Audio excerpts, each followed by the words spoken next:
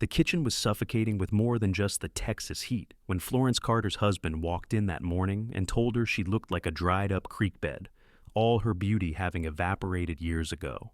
Florence stood at the wood stove in their modest home just outside Taylor, Texas, her hands wrapped around a cast-iron skillet that suddenly felt too heavy to hold. The year was 1882, and she had just turned 34 years old. Martin Carter, her husband of 16 years, said these things to her every single day now, had been saying them for the past 2 years with increasing venom. She used to cry about it, used to plead with him to remember when he used to call her beautiful, used to beg him to see her the way he once did. But Florence had learned that tears only made him meaner, so now she just stood there and took it, her face a carefully composed mask, while something inside her withered a little more each time. Martin grabbed his hat from the peg by the door, his face twisted into that perpetual scowl she had come to know so well. He was 41 now, his belly growing soft from too much whiskey and not enough work. Their ranch was small, barely profitable, and Martin blamed Florence for everything from the dry weather to the price of cattle.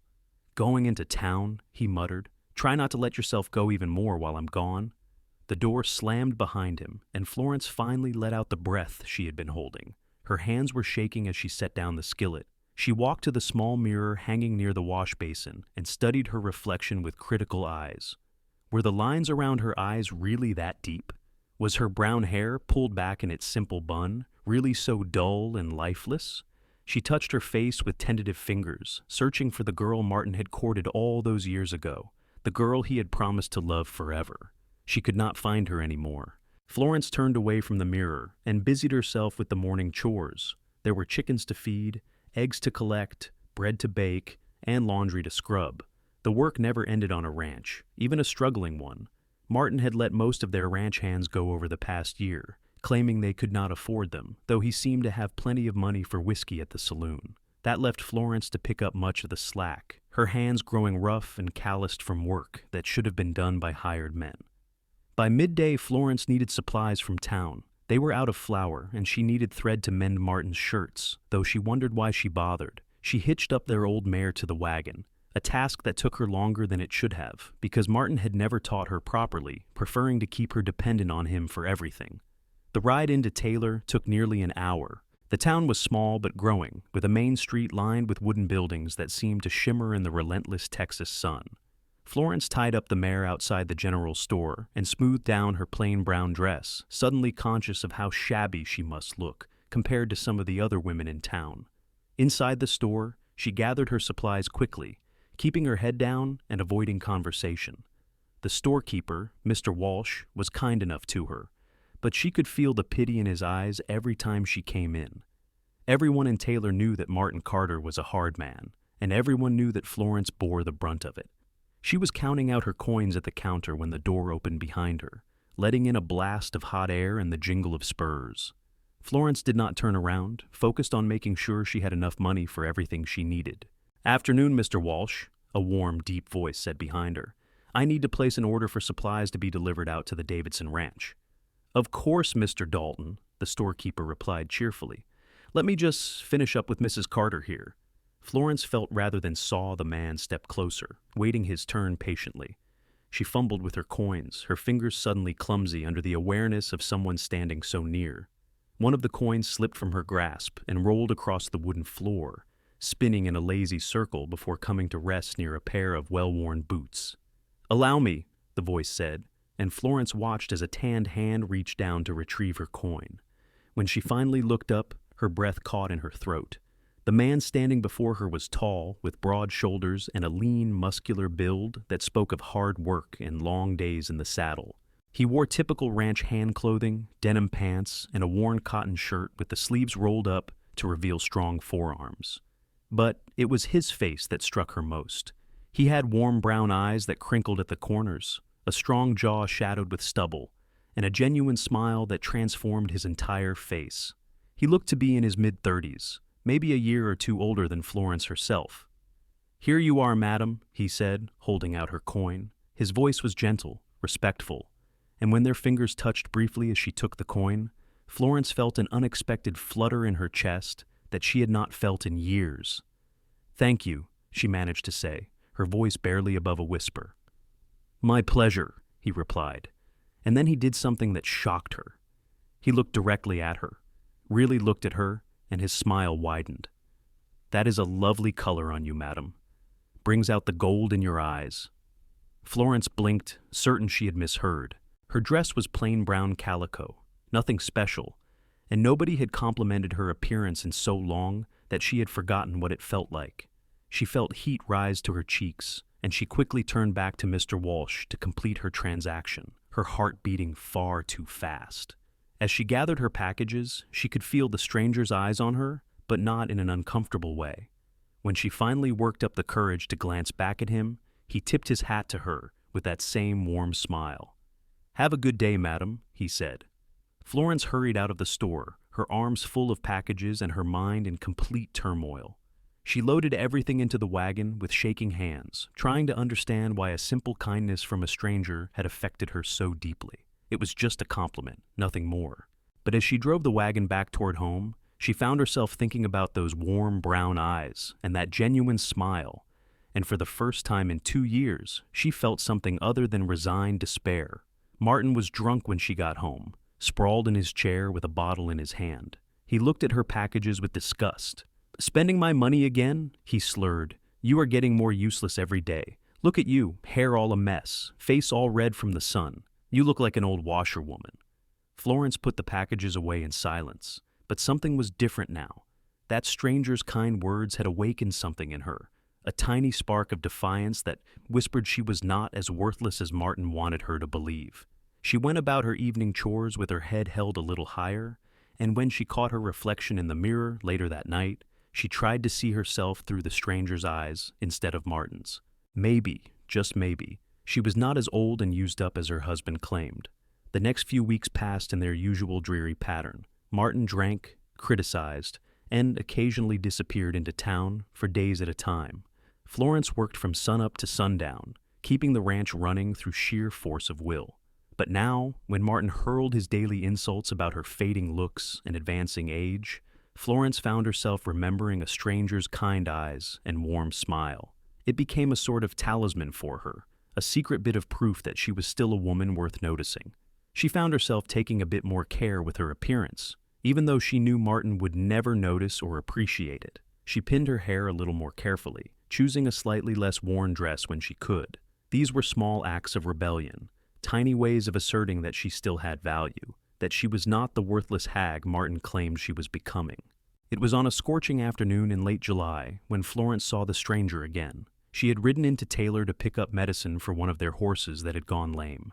The veterinarian's office was on the far end of town, past the saloon, where she knew Martin was likely drinking away what little money they had. She was walking back to her wagon, the bottle of medicine clutched carefully in her hands, when she heard shouting coming from the alley beside the saloon. Florence knew she should keep walking, knew it was not her business, but something made her pause. A woman's voice cried out in distress, and Florence's feet were moving before her mind could catch up. In the alley, she found a scene that made her blood run cold. A rough-looking man had a young woman pressed against the wall, his hand clamped over her mouth while she struggled against him. The girl could not have been more than 19 or 20, her eyes wide with terror.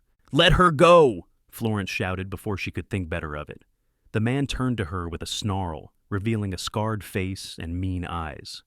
"Mind your own business, lady. This here girl and I have an understanding." The girl shook her head frantically, tears streaming down her face, and Florence knew she could not just walk away.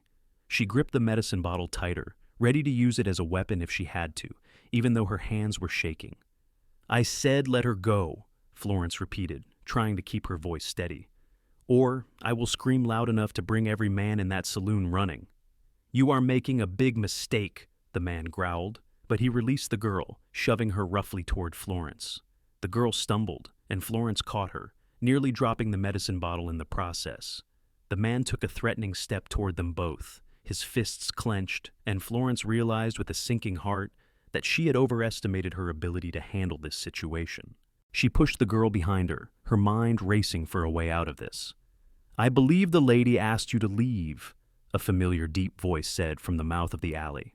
Florence's heart leaped as she recognized the stranger from the general store. He stood with his feet planted wide, his hand resting casually on the gun at his hip. There was nothing threatening in his posture, but there was something in his eyes that made the scarred man take a step back. "This is none of your concern, Dalton," the man said, but his voice had lost some of its bravado. "When a man is forcing his attentions on an unwilling woman, it becomes everyone's concern," the stranger Dalton replied calmly. "Now, I suggest you move along before I decide to have a conversation with Sheriff Morton about your behavior." The scarred man spat on the ground but backed away, shooting venomous looks at all three of them before disappearing around the corner. Florence sagged against the wall, her legs suddenly weak with relief, while the young girl sobbed quietly behind her. Dalton approached them carefully, his expression full of concern. "Are you ladies all right?" he asked gently.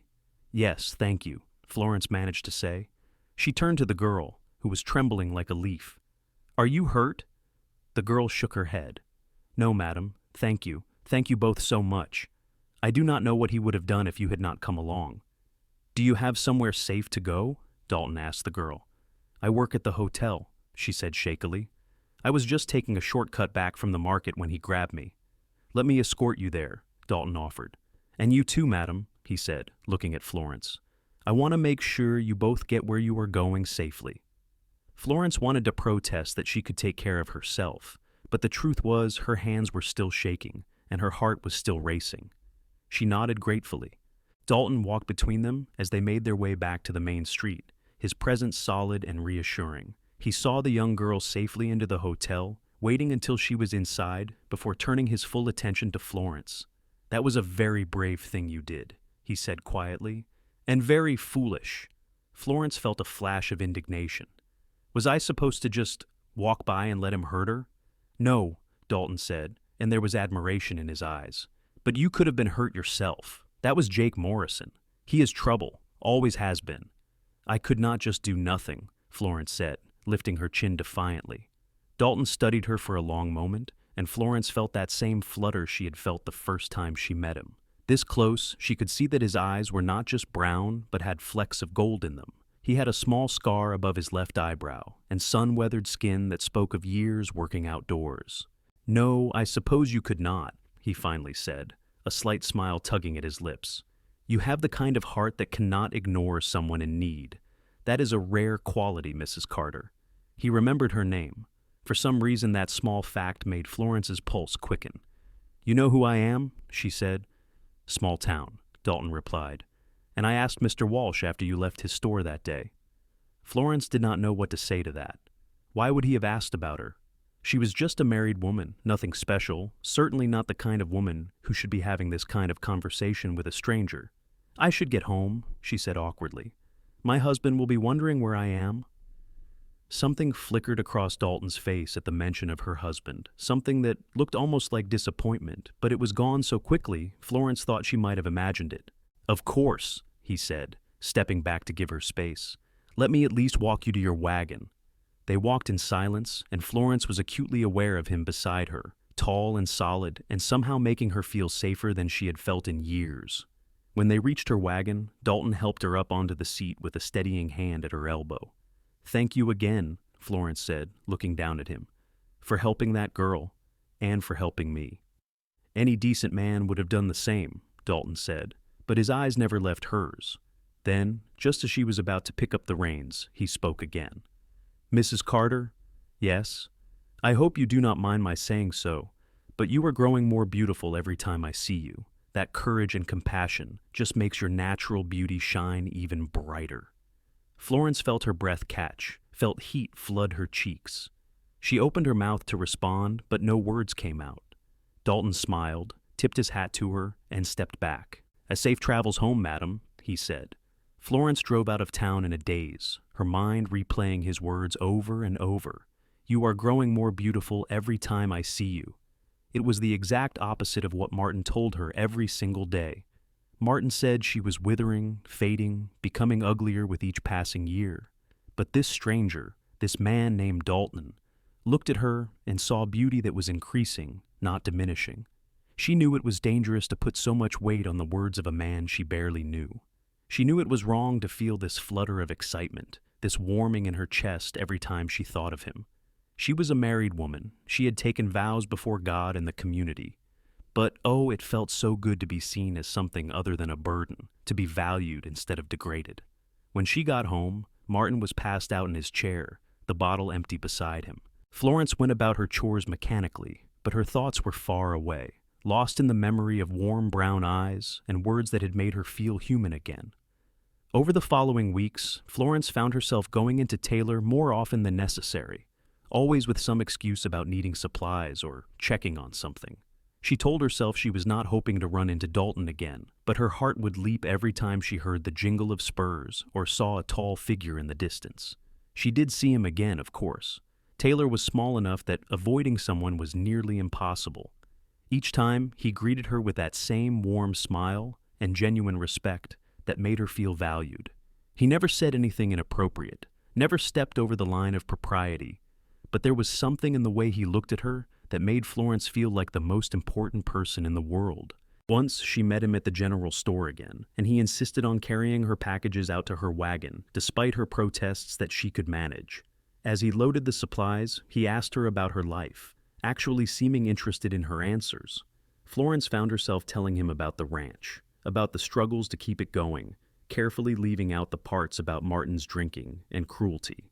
"It sounds like you work very hard," Dalton observed, leaning against her wagon with his arms crossed. "The Davidson ranch where I work is much larger, but we have a full crew. I cannot imagine managing even a small ranch with just 2 people. One person, really," Florence said without thinking, then immediately regretted her words. Dalton's expression darkened slightly. "Your husband does not help?" Florence looked away. "He has other interests." There was a long silence, and when Florence finally dared to look back at Dalton, she saw anger in his eyes, but it was not directed at her. "A man who does not appreciate what he has is a fool," Dalton said quietly.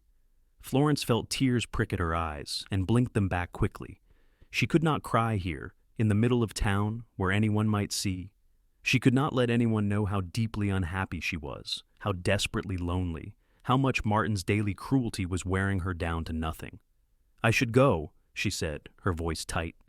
"Wait," Dalton said, and something in his tone made her pause. "Mrs. Carter, Florence, if I may call you that?" She nodded, not trusting her voice. "I know it is not my place to say this, and you have every right to tell me to mind my own business, but I want you to know something. You deserve to be treated with respect and kindness. You deserve to be cherished, not torn down. And anyone who tells you that you are anything less than extraordinary is lying to you and to themselves." A tear escaped despite Florence's best efforts, rolling down her cheek. She wiped it away quickly, but Dalton had already seen it. His expression softened, and he took a step closer, though he was careful not to touch her. "I am sorry," he said. "I have overstepped." "No," Florence whispered. "No, you have not. Thank you for those words. I needed to hear them more than you know." They stood there for a moment, the air between them charged with something Florence did not dare name. Then voices drifted down the street, breaking the spell, and Florence climbed quickly into her wagon. "Goodbye, Mr. Dalton," she said. "John," he corrected gently. "My name is John Dalton, and I hope to see you again soon, Florence." She drove away with her heart pounding and her mind in turmoil. This was dangerous. This feeling growing inside her was dangerous. She was a married woman, and John Dalton was stirring up feelings she had thought long dead. But even as she recognized the danger, Florence could not bring herself to regret those moments with him. They were the only bright spots in her increasingly dark life. Martin's drinking grew worse as summer turned to fall. He was home less and less, and when he was there, he was either drunk or recovering from being drunk. The insults about Florence's appearance became more vicious, more cutting. He told her she disgusted him, that looking at her made him sick, that he could barely stand to be in the same room with her aging face. Florence absorbed it all in silence, but inside, a small flame of resistance was growing. Every time Martin tore her down, she thought of John Dalton's words. "You are growing more beautiful. You deserve to be cherished." She held on to those words like a lifeline, a reminder that she was still a person of worth, even if her husband refused to see it. One particularly bad night in October, Martin came home drunker than usual. He stumbled through the door, knocking over a chair, and immediately started in on Florence about the state of the house, about the dinner she had prepared, about her appearance. "Look at you," he slurred. his face twisted with contempt. "You are pathetic, old and worn out. No wonder I cannot stand to touch you anymore. You make my skin crawl." Something inside Florence finally snapped. Maybe it was the months of constant degradation. Maybe it was the growing awareness, thanks to John, that she did not deserve this treatment. Maybe it was simply that she had reached her limit. "Then leave," she said quietly. Martin blinked, as if he could not believe what he had heard. "What did you say?" "I said leave," Florence repeated, louder this time. "If I am so disgusting to you, if being around me makes you so miserable, then leave. I am tired of listening to you tell me how worthless I am. I am tired of being your target for everything that is wrong in your life." Martin's face went red with rage. He took a threatening step toward her, and Florence grabbed the fire poker from beside the stove, holding it between them. "Do not," she said, her voice shaking but firm. "Do not you dare lay a hand on me, Martin Carter." For a moment, she thought he might try anyway. His fists were clenched, his body tensed for violence. But something in Florence's eyes must have convinced him she was serious, because he backed off with a snarl. "You are not worth the effort," he spat. "I am going back to town. Do not wait up." He slammed out of the house, and moments later, Florence heard the horse gallop away. Only then did she lower the fire poker, her hands shaking so badly she nearly dropped it. She sank into a chair, her heart racing, half terrified and half exhilarated by what she had just done. She had stood up to him. After years of silent endurance, she had finally fought back. Florence did not see Martin for 3 days after that. Part of her worried that she had gone too far, that there would be consequences when he returned, but a larger part of her did not care anymore. Something fundamental had shifted in her. She was done being a victim. On the 3rd day, Florence rode into Taylor to check if Martin was still in town, and to pick up a few supplies. She found his horse tied up outside the saloon, confirming her suspicions about where he had been spending his time and money. She was just leaving the general store when she literally ran into John Dalton coming around the corner. His hand steadied her automatically, gripping her shoulders to keep her from falling. "Florence, I am sorry. I did not see you there." "No, it was my fault," Florence said, looking up at him. "I was not watching where I was going." John's expression changed as he looked at her more closely. "Are you all right? You look troubled." Florence almost said she was fine, almost put on the mask she wore for everyone else in town. But looking into John's concerned eyes, she found she could not lie to him. "May I speak with you?" she asked quietly. "Somewhere more private?" John nodded immediately. "There is a small park behind the church. No one should be there this time of day." They walked there in silence, and Florence was grateful that John did not try to fill the quiet with meaningless chatter. When they reached the park, really just a small patch of grass with a few benches under some oak trees, Florence sank onto one of the benches and John sat beside her, careful to leave a respectful distance between them. "I do not know why I am telling you this," Florence began, staring at her hands folded in her lap. "I barely know you, but you have been kinder to me in our few meetings than my husband has been in years, and I do not have anyone else to talk to." "You can tell me anything," John said gently. "I promise whatever you say will stay between us." So Florence told him. Not everything, but enough. She told him about Martin's drinking, about the constant insults, about how she had finally stood up to him 3 nights ago and had not seen him since. She did not cry as she spoke, had no tears left for Martin Carter, but her voice shook with the weight of years of unhappiness finally being spoken aloud. John listened without interrupting, his expression growing darker as Florence's story unfolded. When she finally fell silent, he was quiet for a long moment, his jaw clenched tight. "I am sorry," he finally said, his voice rough with emotion. "I am so sorry you have had to endure that. No woman should be treated that way. No person should be treated that way." "I do not know why I stayed," Florence said softly.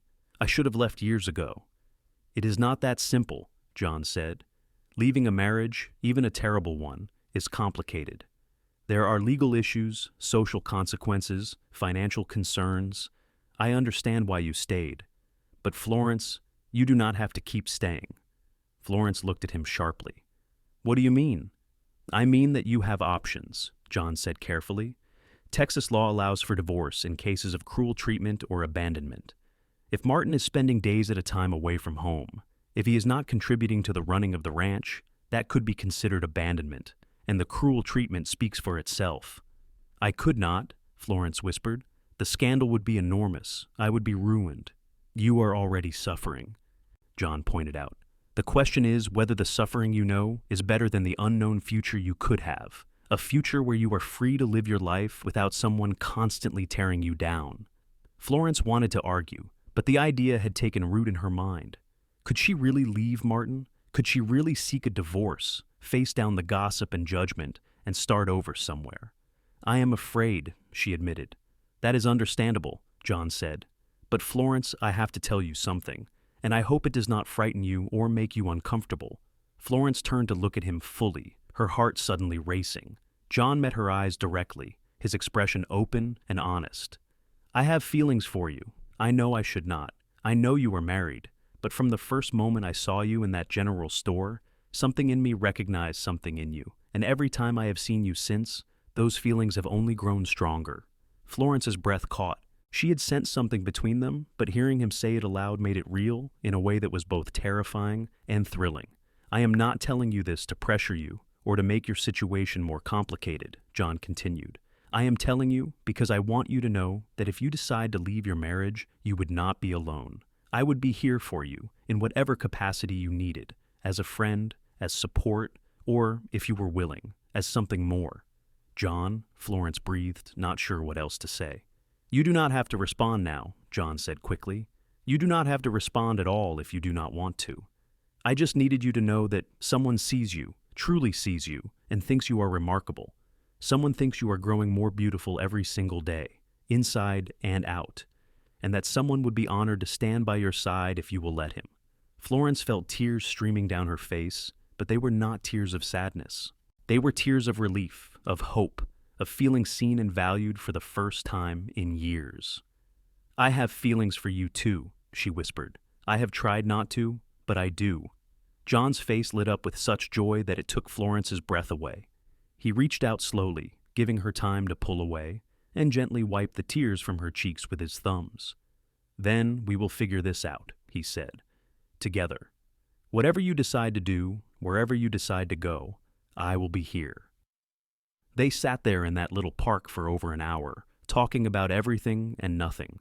John told her about his life, how he had come to Texas from Kansas 5 years ago, how he had worked his way up from a ranch hand to foreman at the Davidson place. He told her about his dreams of one day having his own spread, nothing huge, just enough to be comfortable and independent. Florence told him about her life before Martin, about growing up in Austin with parents who had loved her, about her dreams of having a family and a home full of love and laughter. She told him how different her marriage had been from those dreams, how she had slowly lost herself trying to be what Martin wanted. You do not have to be what anyone wants, John said firmly. You just have to be yourself. That is more than enough. When Florence finally returned to her wagon, the sun was setting and her mind was clearer than it had been in years. She knew what she had to do. It would not be easy, and it would not be quick, but she was going to leave Martin Carter. She was going to reclaim her life. Martin returned home that night, sullen and reeking of whiskey. He did not apologize for his 3-day absence, and Florence did not ask where he had been. She made dinner, they ate in silence, and then Martin passed out in his chair as usual. Florence lay in bed that night, staring at the ceiling and making plans. She would need to consult with a lawyer, would need to understand her legal options and rights. She would need to figure out her finances, what she might be entitled to from the ranch. She would need to be smart and careful because she knew Martin would not let her go easily. Over the next few weeks, Florence began to put her plan into motion. She made discreet inquiries and learned that there was a lawyer in Austin who had experience with divorce cases. She began setting aside small amounts of money whenever she could, hiding it away for the day when she would need to leave. She documented Martin's absences, his drinking, his cruel words, building a case even though it broke her heart to see her marriage reduced to a list of grievances. John became her confidant and support through all of it. They met when they could, always careful to maintain propriety, always aware that in a small town like Taylor, gossip could spread like wildfire. But those stolen conversations sustained Florence through the increasingly difficult days at home. Martin seemed to sense that something had changed in Florence, even if he could not put his finger on what it was. His insults grew more vicious, as if he was trying to break down whatever walls she had built between them. He told her she was wrinkled and sagging, that she looked like a dried-up old woman, that no other man would ever want her used-up body. But now, instead of internalizing his words, Florence heard John's voice in her head. "You are growing more beautiful. You are remarkable. You deserve to be cherished." And Martin's poisonous words lost their power over her. It was on a cold November morning when everything came to a head. Martin had been on another of his multi-day drinking binges, and when he finally came home, he was in a rage about something that had happened at the saloon. He burst into the house, already yelling, and Florence knew this time was different. This time he was not going to stop at just words. He grabbed her arm hard enough to leave bruises, shaking her and screaming in her face about how she had ruined his life, how everything would have been better if he had never married her. Florence tried to pull away, but his grip was too strong, his anger too far gone. "You are nothing," he shouted, his face inches from hers. "You hear me? Nothing. An ugly, worthless old hag that I am stuck with." "Let go of me," Florence shouted back, fear and anger mixing in her veins. Martin raised his hand, and Florence closed her eyes, bracing for the blow she knew was coming, but it never landed. There was a sudden crash, the door bursting open, and then Martin was being physically yanked away from her and thrown against the wall. Florence's eyes flew open to see John Dalton standing between her and Martin, his body tense with controlled fury. "Touch her again, and it will be the last thing you ever do," John said, his voice deadly calm. "What the hell are you doing in my house?" Martin sputtered, trying to regain his footing. "I was riding by and heard shouting," John said. "Good thing I decided to check on your wife's welfare." "This is none of your business, Dalton," Martin snarled. "Florence is my wife, and what happens in my house is my concern." "Not when it involves violence against a woman," John shot back. "I could have you arrested for assault. The bruises on Florence's arm are evidence enough." Florence looked down and saw that Martin's grip had indeed left dark marks on her skin. She felt sick to her stomach. "You need to leave," John continued, his voice hard. "Now, before I drag you to the sheriff myself." "I am not leaving my own house," Martin protested. "Then I will make you leave," John said, taking a step forward. Something in John's expression must have convinced Martin that he was serious, because he backed down, though his face was still twisted with rage. "This is not over," Martin spat at Florence. "You are my wife. You belong to me." "Actually, Martin, I do not," Florence said, her voice surprisingly steady despite the shaking of her hands. "I have consulted with a lawyer. I am filing for divorce on grounds of cruel treatment and abandonment. The papers will be served to you next week." Martin's face went white, then red, then white again. "You cannot do that." "I can, and I am," Florence said. "I want you gone, Martin. Take whatever you need and go. The house and ranch will be dealt with in the divorce proceedings." For a moment, Florence thought Martin might try to attack her again, lawyers, papers, or no. But John stepped forward, placing himself firmly between them, and Martin seemed to deflate. "You will regret this," Martin said viciously. "You are nothing without me. You will end up alone and miserable." "I am already miserable with you," Florence replied quietly. "I will take my chances." Martin grabbed a few belongings, cursed them both, and stormed out. They heard his horse gallop away, and only then did Florence's legs give out. She sank into a chair, her whole body trembling with the aftermath of adrenaline and fear. John knelt beside her immediately, his hands gentle as he checked her arm where Martin had grabbed her. "We should get the doctor to look at this," he said quietly. "It is just bruises," Florence said. "I have had worse." The pain in John's eyes at those words was almost more than Florence could bear. "He will never hurt you again," John promised. "I swear to you, Florence, he will never lay a hand on you again." "How did you know?" Florence asked. "How did you happen to be riding by?" John looked guilty. "I have been keeping an eye on the place when I can. I was worried about you being out here alone with him when he gets like this. When I heard the shouting, I could not just ride on by." Florence reached out and took his hand. "Thank you. You may have saved my life." "I am just glad I was here," John said, squeezing her hand gently. They sat there for a long moment, hands clasped, both of them shaking from what had almost happened. Then John helped Florence to her feet. "You cannot stay here," he said firmly. "Not tonight, Not with Martin possibly coming back. Do you have somewhere you can go? Florence thought for a moment. Mrs. Jenkins in town rents out rooms. She is a widow, very respectable. I could stay with her. Good, John said. Pack what you need. I will take you there myself, and make sure you are settled safely. It took Florence less than an hour to pack her most important belongings into 2 bags. As she moved through the house, gathering her things, she felt a strange sense of unreality. This was it. She was really leaving. After 16 years of marriage, she was walking away. John loaded her bags into his wagon and helped her up onto the seat beside him. As they drove away from the ranch, Florence looked back only once. That house had been her prison for so many years, but it had also been her home, the place where she had tried so hard to build a life. She felt a pang of sadness for the dreams that had died there, but also a fierce joy at finally being free. Mrs. Jenkins was surprised but welcoming when they arrived at her boarding house. She was a kind woman in her 60s who asked no prying questions, just showed Florence to a clean, modest room, and promised her meals would be included in the reasonable weekly rate. John paid for Florence's first 2 weeks before she could protest. "Consider it a loan if you must," he said quietly when she tried to argue. "But please, let me help you." After Mrs. Jenkins left them alone to say goodnight, Florence and John stood awkwardly in the doorway of her new room, suddenly aware that everything had changed between them.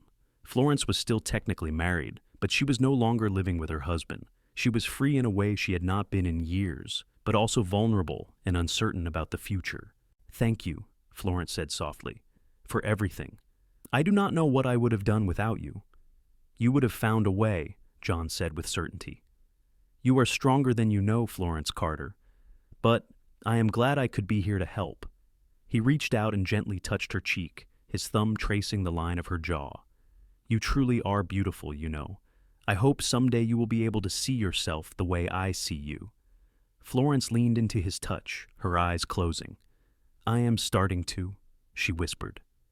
John leaned in slowly, giving her time to pull away, and pressed a gentle kiss to her forehead. "Good night, Florence. I will check on you tomorrow."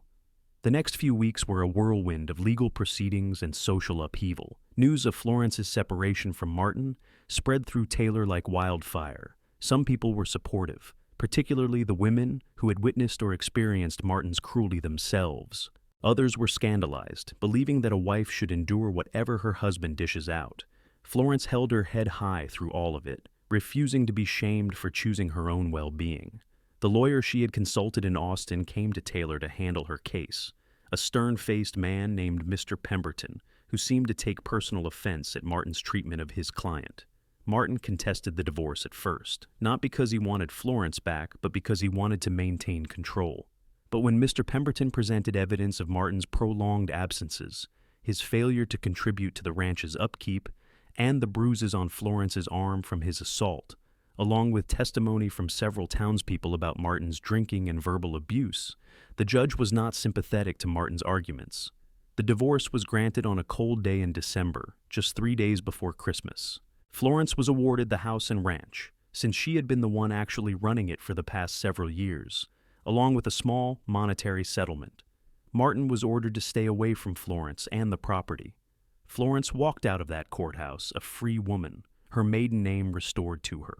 She was Florence Carter no more. She was Florence Clayton again, the name she had been born with, and it felt like reclaiming a piece of herself that she had lost. John was waiting for her outside the courthouse, having taken the day off from the Davidson ranch to be there for her. When he saw her face, saw the joy and relief there, his whole expression lit up. "It is done?" he asked. "It is done," Florence confirmed. "I am free." Right there on the courthouse steps, in front of anyone who cared to watch, John swept Florence into his arms and spun her around. She laughed, really laughed, for the first time in years, her head thrown back and her heart lighter than she could remember. When John set her down, he kept his hands on her waist, looking down at her with such tenderness that Florence felt tears prick her eyes. "Florence Clayton," he said, testing out her name. "May I have the honor of courting you properly?" "Yes," Florence said without hesitation. "Yes, John Dalton, you may." Their courtship was the talk of Taylor for weeks, but Florence found she did not care what people said. After years of living under Martin's thumb, of making herself small and quiet and invisible, She was done worrying about other people's opinions. John courted her with a gentleness and respect that Florence had never experienced before.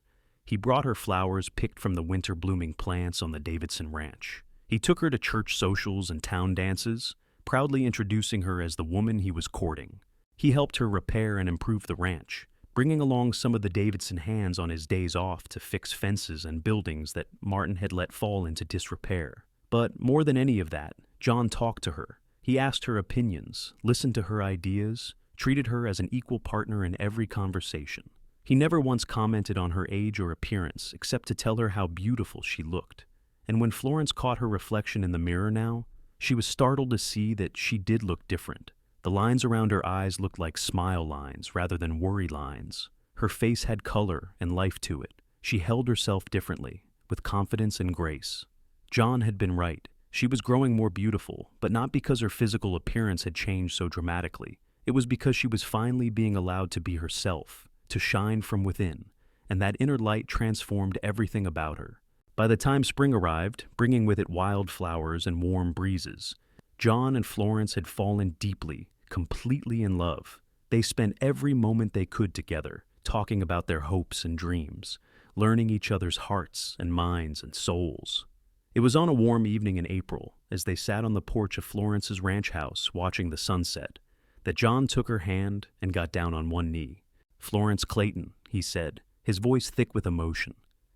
"I have loved you from the moment I first saw you in that general store, looking so lost and sad. I have watched you transform into the strong, confident, beautiful woman you were always meant to be. You have brought joy and light into my life in ways I never imagined possible. Would you do me the extraordinary honor of becoming my wife?" Florence looked down at this good man, this kind and gentle soul who had helped save her from the darkness of her old life, and she felt love surge through her so strongly it was almost painful. "Yes," she said, tears streaming down her face. "Yes, John, I will marry you." John slipped a simple gold band onto her finger, then stood and pulled her into his arms, kissing her with a passion and tenderness that made Florence's toes curl. This was what love was supposed to feel like. This partnership. This mutual respect and desire and joy. This was what she had been missing all those years with Martin. They were married in June, on a beautiful summer day with wildflowers blooming across the Texas prairie. It was a small ceremony at the church in Taylor, with only close friends in attendance. Florence wore a simple but lovely dress in cream-colored lace, and when John saw her walking down the aisle toward him, his eyes filled with tears. "You are the most beautiful woman I have ever seen," he whispered when she reached him, and Florence knew he meant it with his whole heart. The ceremony was short and sweet, and when the minister pronounced them husband and wife, John kissed Florence like she was the most precious thing in the world. The small congregation cheered, and Florence felt happiness bubble up inside her like champagne. They combined their lives and their resources, with John leaving his position at the Davidson Ranch to help Florence run her property. With both of them working together, the ranch began to thrive in ways it never had under Martin's neglectful care. They bought more cattle, repaired all the buildings, and even hired 2 ranch hands to help with the growing operation. But, more than that, they built a home filled with love and laughter. John never let a day go by without telling Florence she was beautiful, without making her feel cherished and valued, and Florence, in turn, showed John every day how much she loved and appreciated him. Their first year of marriage was blissful, but Florence harbored one secret worry. She was 35 now, not young by the standards of the day, and she desperately wanted to have children with John. But month after month passed with no pregnancy, and Florence began to fear that perhaps she had waited too long, that the years with Martin had somehow damaged her ability to conceive. John noticed her growing sadness, of course. He noticed everything about her. One night, as they lay in bed together, he pulled her close and asked her what was troubling her. "I want to give you children," Florence confessed, her voice breaking. "But I am afraid it is too late for me. I am too old." John was quiet for a moment. Then he tilted her face up to look at him. "Florence, you need to stop listening to Martin's voice in your head. You are not too old. You are in the prime of your life. And if we are blessed with children, that will be wonderful. But if we are not, I will still be the happiest man alive because I have you." "You really mean that?" Florence asked. "With all my heart," John confirmed. "You are enough, Florence. Just you. You are more than enough." Florence cried in his arms that night, but they were healing tears, washing away the last remnants of Martin's poison. And 3 months later, she discovered she was pregnant. The joy on John's face when she told him was something Florence would treasure forever. He picked her up and spun her around, just like he had on the courthouse steps, laughing and crying at the same time. "We are going to have a baby," he kept saying, as if he could not quite believe it. "Florence, we are going to be parents." The pregnancy was difficult at times, as pregnancies for women in their mid-30s often were, but Florence had never been happier. John doted on her constantly, helping with all the ranch work she usually did and making sure she rested properly. He talked to her belly every night, telling their unborn child about the world it would soon enter, about how much it was already loved. Their son was born on a snowy day in February of 1884, screaming his way into the world with a full head of dark hair and his father's warm brown eyes. They named him James, after John's father. And Florence fell in love all over again, watching John cradle their tiny son with such tenderness and awe. "Hello, James," John whispered to the baby. "I am your papa, and I am going to love you and your mama every day for the rest of my life." Florence watched them, her two men, and felt her heart could not possibly hold any more love. She had been wrong, of course. By the time James was 2, Florence was pregnant again, and this time they welcomed a daughter they named Faith, for the faith that had carried Florence through her darkest days. The years that followed were full and busy and utterly joyful. The ranch continued to prosper under their joint management. James grew into a bright, curious boy who followed his father everywhere, learning the ways of ranching from John's patient instruction. Faith was a spirited little girl with her mother's determination and her father's kind heart. John never stopped telling Florence she was beautiful, not when her body changed with pregnancy, not as the years began to show on both their faces, not ever. And Florence never stopped marveling at the transformation in her life, from the misery of her marriage to Martin, to this abundance of love and joy. One evening, when James was 7 and Faith was 5, Florence found John sitting on the porch watching the children play in the yard. She settled beside him, and he automatically put his arm around her, pulling her close. "Do you remember the day we met?" Florence asked, leaning her head on his shoulder. "At the general store," John said with a smile. "You dropped a coin and I picked it up for you. I took one look at you and knew my life was about to change." "I was so lost back then," Florence said softly. "So beaten down. I did not even recognize myself anymore." "But you found your way back," John said, pressing a kiss to the top of her head. "You saved yourself, Florence. I just had the privilege of walking beside you while you did it." "Martin used to tell me every day that I was getting old," Florence said, "that I was ugly and worthless." "Martin was a fool who could not see what was right in front of him," John replied firmly. "You have never been more beautiful than you are right now, Florence Dalton. You grow more beautiful with every passing year, and I fall more in love with you every single day." Florence turned to look up at her husband, this good man who had helped her reclaim her life, who had loved her back to wholeness.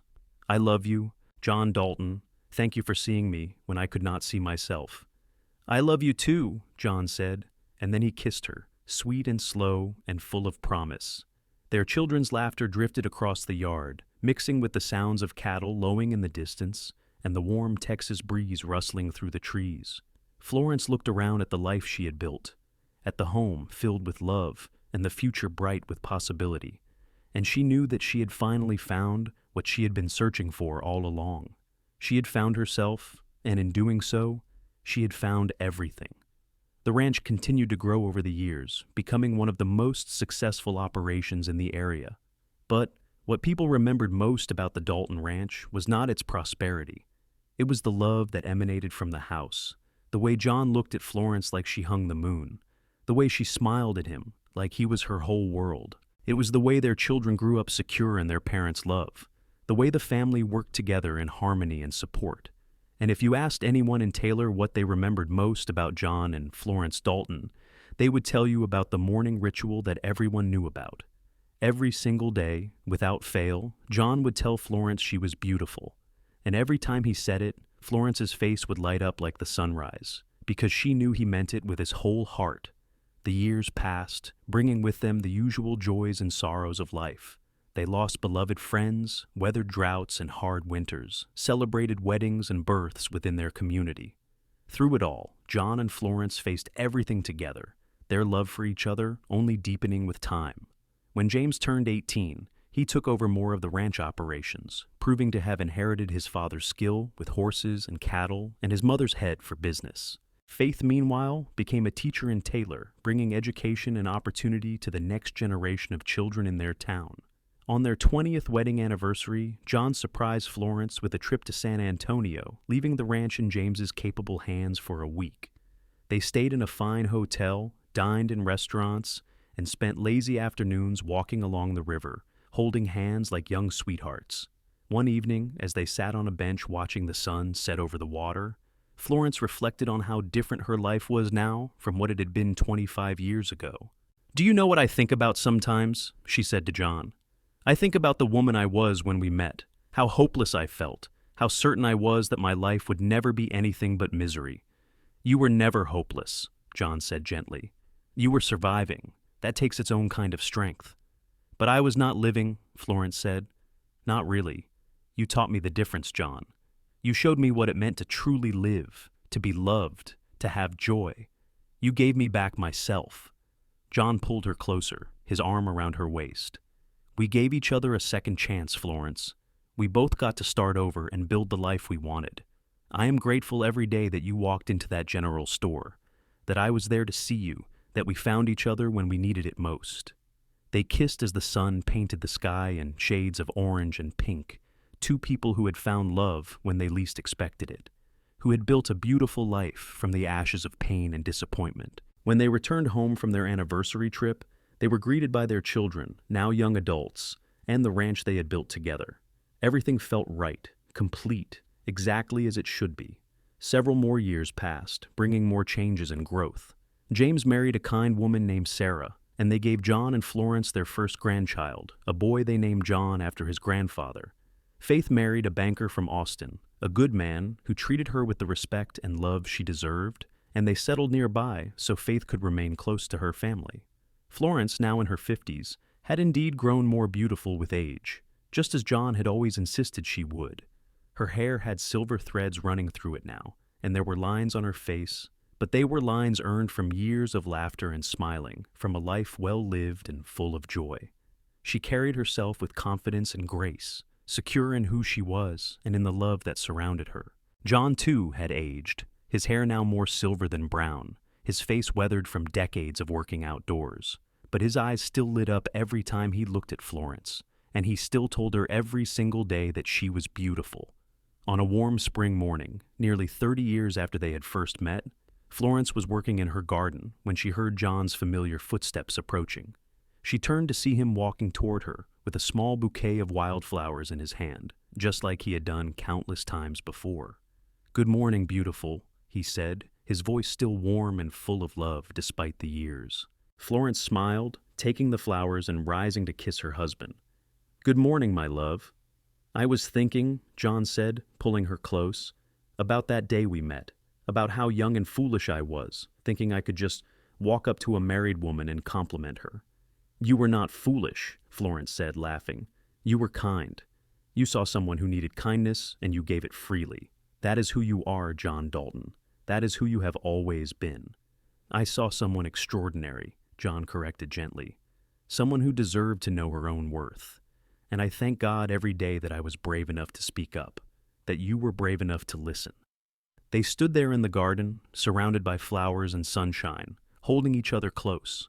Behind them, their ranch stretched out across the Texas prairie, a testament to what they had built together. Inside the house, photographs lined the walls, capturing moments from their life, their children, their grandchildren, all the love and joy that had filled their years.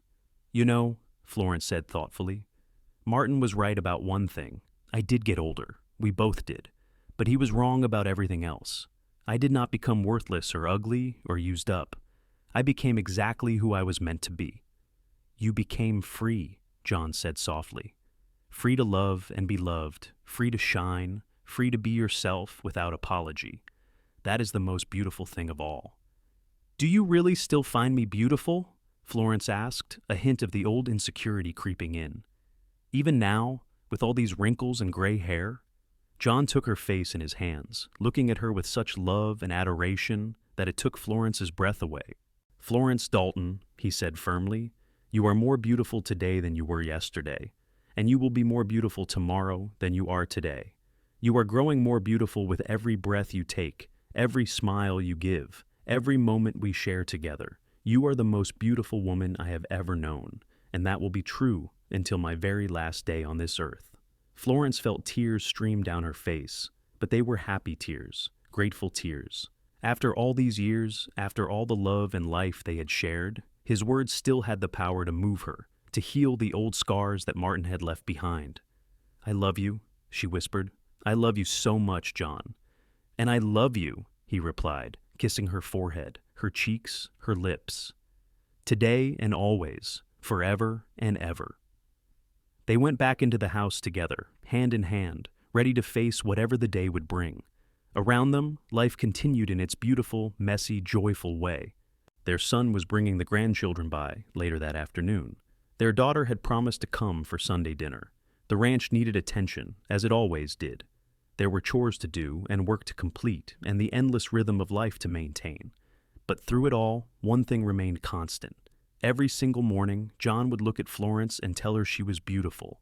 And every single morning, Florence would smile and know, deep in her bones, that she was loved completely and unconditionally by a man who saw her true worth.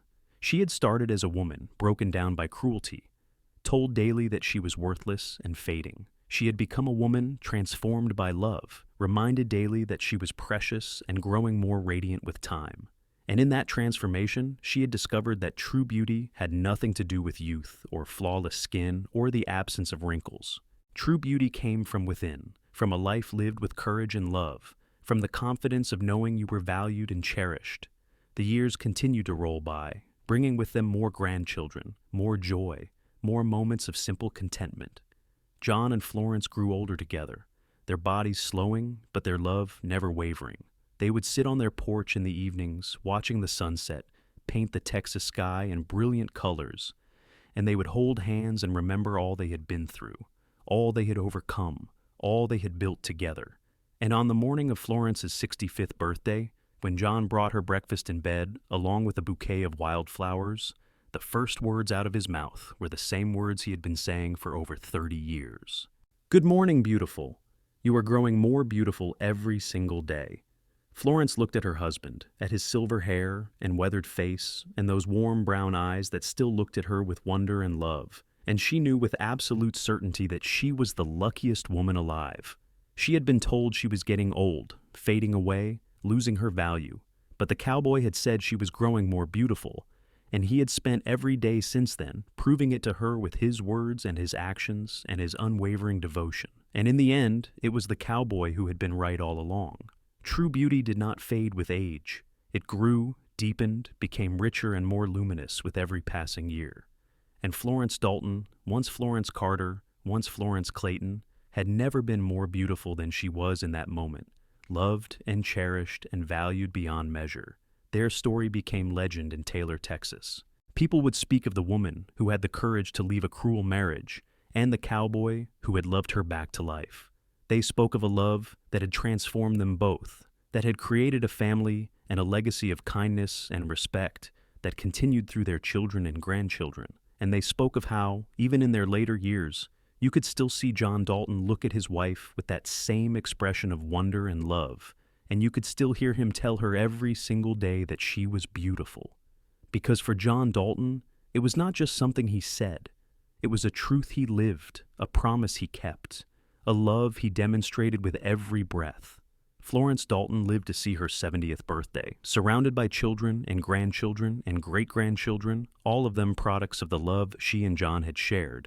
On that day, as the family gathered around her, she looked at each beloved face and felt her heart swell with gratitude for this life she had been given, this second chance she had seized. John sat beside her, holding her hand, and when everyone else had said their piece, he leaned close and whispered in her ear, "You are the most beautiful woman I have ever known," he said, just for her. "And I am the luckiest man alive to have spent my life loving you." Florence smiled, squeezed his hand, and knew that every struggle, Every hardship, every moment of pain from her past had been worth it to arrive at this moment. She had found her happy ending, her true love, her real life.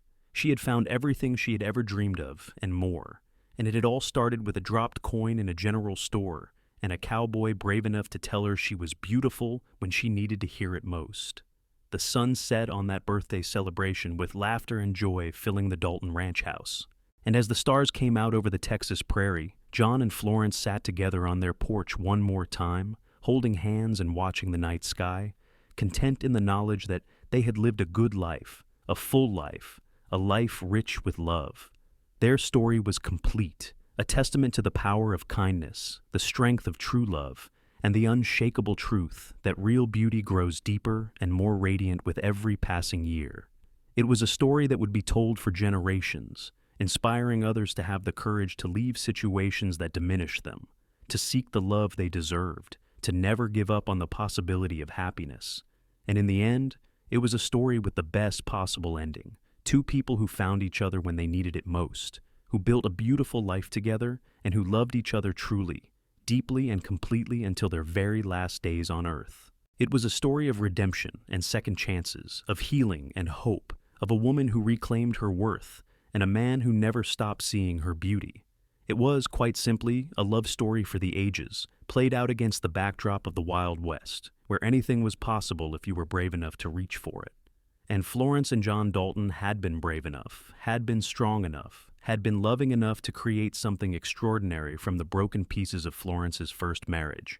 Their love had healed them both, had created a family, had left a legacy that would continue long after they were gone. And every person who knew their story understood one fundamental truth. Real love does not diminish with time.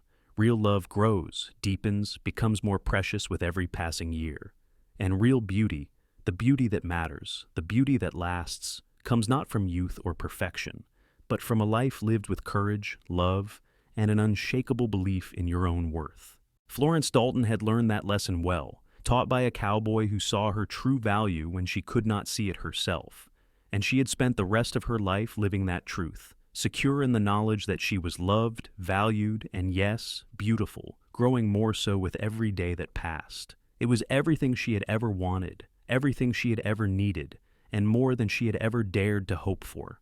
And as she lived out her days in the home she and John had built, surrounded by the family they had created, she knew with absolute certainty that she had found her happily ever after at last.